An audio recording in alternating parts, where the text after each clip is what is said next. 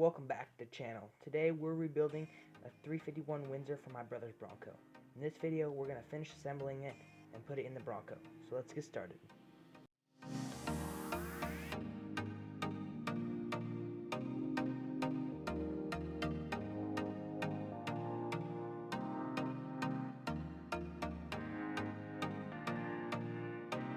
First up, the timing chain. Slide the gears and timing chain on, then use an alignment pin for the camshaft gear and tighten down the bolt.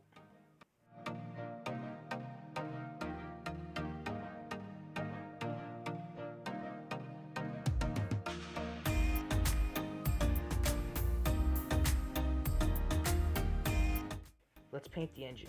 First, tape off areas you don't want paint. Add grease to surfaces.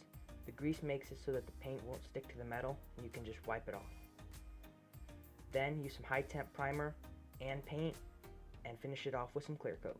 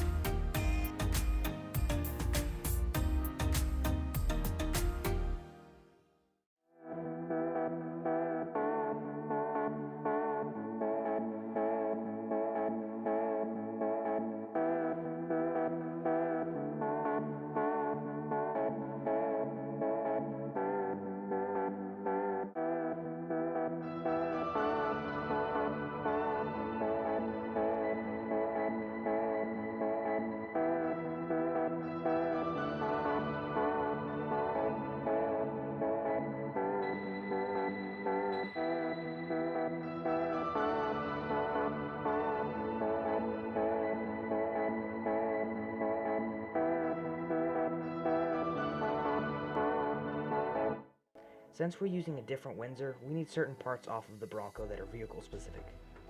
So we pulled the old engine. I wasn't able to get a whole lot of footage of this because with a large truck and a small shop, it wasn't a safe place to put my tripod.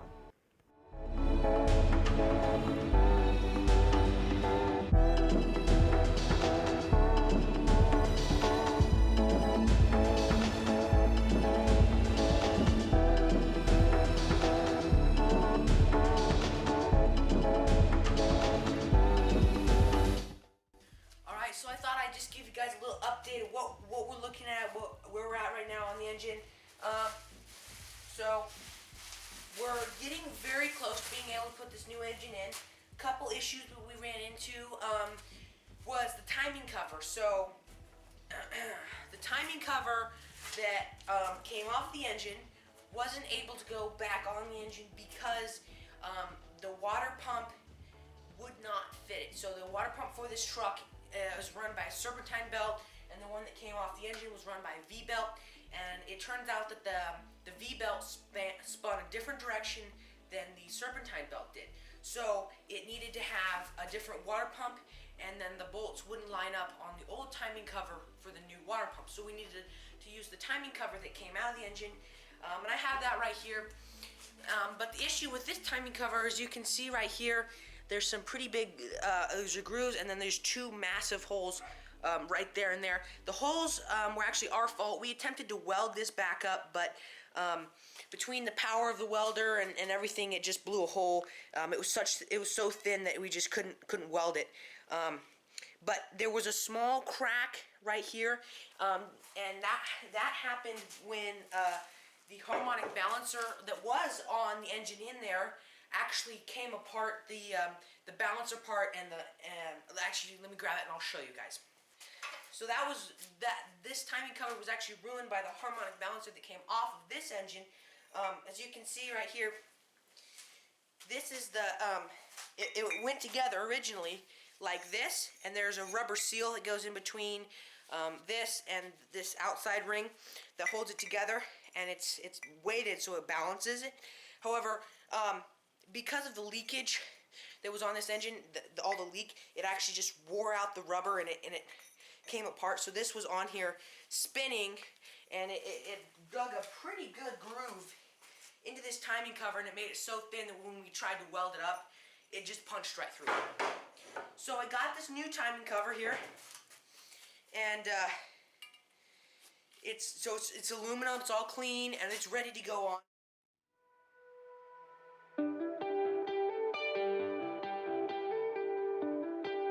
After putting a freshly painted oil pan and exhaust manifolds on, we're ready to put the cleaned intake manifold on. Add some fresh to death valve covers and a flywheel, and the engine's ready to go in the truck. If you like the paint job, be sure to like the video.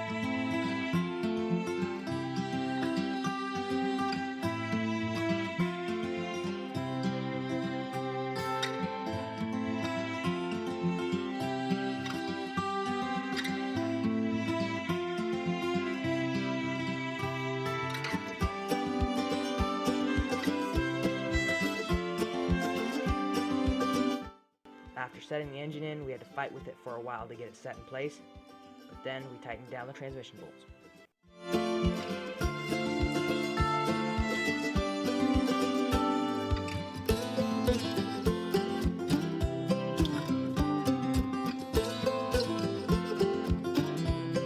Once the engine is bolted to the transmission, we can finish assembling the top of the engine. So the plenum, water pump, alternator bracket, and radiator.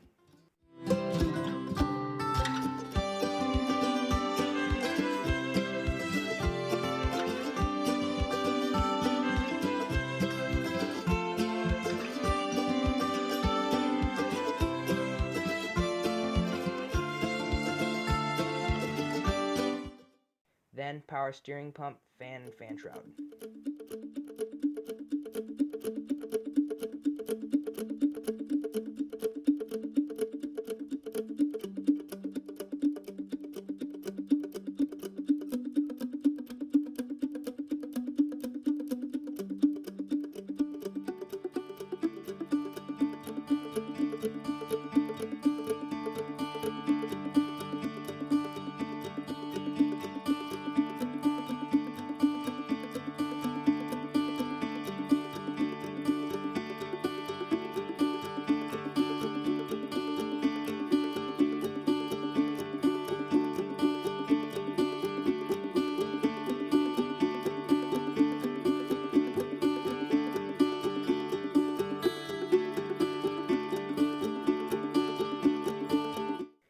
fasten down the AC pump and a whole bunch of hoses and wires, and the most important part, a Ford Performance sticker, and we're ready to start it.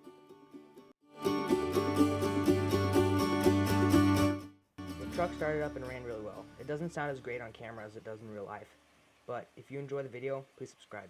Thanks for watching.